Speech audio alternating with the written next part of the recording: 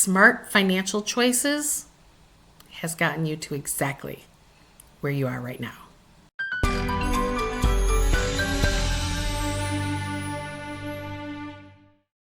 What we don't realize that when we have this emotion behind money, whether it's fear, anxiety, depression, regrets, right?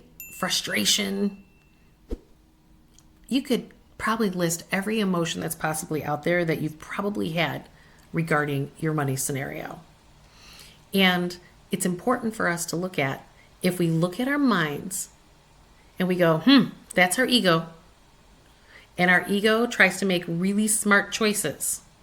But smart financial choices has gotten you to exactly where you are right now. Are you where you really want to be? I don't think you'd be watching this video if that was the case. Because most of us have created a financial life that's built on stilts with a bunch of leaky containers, meaning that you're not in alignment with your authentic self and living the financial life that you know that you're meant to live. That it's not supposed to have all these strings attached. That it's not supposed to be so frustrating. That it's like, why can't there be more?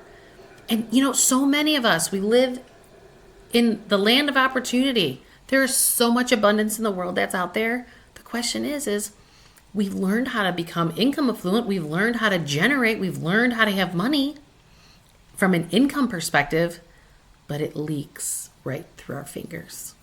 Why is that? It's because we are paying attention to all those smart financial choices, and we're not tuning into our body. And our body intelligence is way, way smarter than our minds. So why would this be the case? This would be the case because of the fact that humans respond to stress, which, can you agree with me on this one, that money actually can be very stressful for people? I think so. That's why I have a job, because money is stressful to people and people want to reduce that level of stress. And the only way you reduce that level of stress is if you actually align your financials with you on the inside, not for all these external things outside of yourself. And when we're running our financial lives from a place from our childhood, whether it's a trauma or rejection that's stuck here in our amygdala, that 97% of the time is how we actually respond to the world. But consciously, you're sitting here going, I don't want this, I don't want this, I don't want this. We have to understand what those stress responses is. So I'm a people pleaser and I'm a fix-it person. Anyone relate? And that people pleasing and fix-it person has shown up in people pleasing and fixing, trying to fix. You never actually fix anything, by the way. My siblings, the community I grew up in, my friends. I realized after my divorce, I was like my friend's shrink. I was like a personal shrink. And that's why I don't hang out with so many of those friends anymore. And I love them. I love them dearly. I had soul agreements with them. I get it.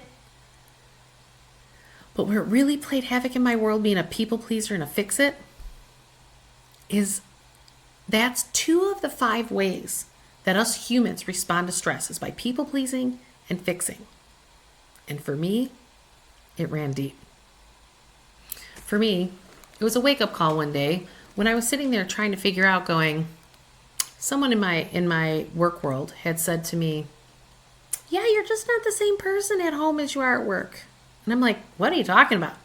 At work, I'm this dynamic, successful business owner. I've owned my own business since I was 22. But at home, I negotiated myself away. I was a people pleaser. I was trying to always fix somebody else's emotional unrest. And the thing is, that's a game you can never win. Because every individual on this planet needs to do their own work, and no one can fix it for them. But it's about the fact, when you're an empath and you're a giver like I am, you have to recognize that you probably don't hold strong boundaries. Now, my body all along the boat was screaming at me. There's these big red alerts going off that it was not in alignment with me. But I wasn't listening. So I'm here to teach you guys and to show you how I've taught many other people since I've had these experiences of how to pay attention to your body to get those answers So when you need to step into the courage and step past the fear and really step into and lean into a life that you really truly want to create for yourself, you've got to listen to that body intelligence, because your body knows whether it comes out as anxiety or frustration or anger or sadness. Your body's telling you the answer. So when I was that people pleaser and I would just keep doing for somebody else and what their agenda was for how I was showing up in the world, and then when I didn't, holy crap, it was like a 2x4 cracked me over the head.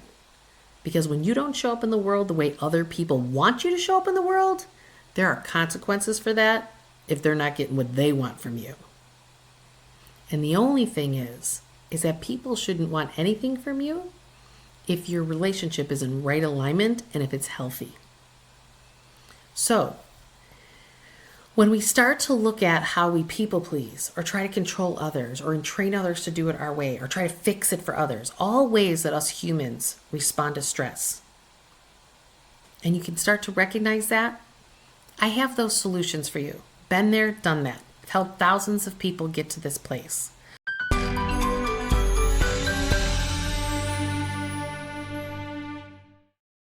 Do you want to experience free coaching based on my 25 plus years as being a financial planner and ask me any question that you want to ask me to help you get past that hurdle in your financial world?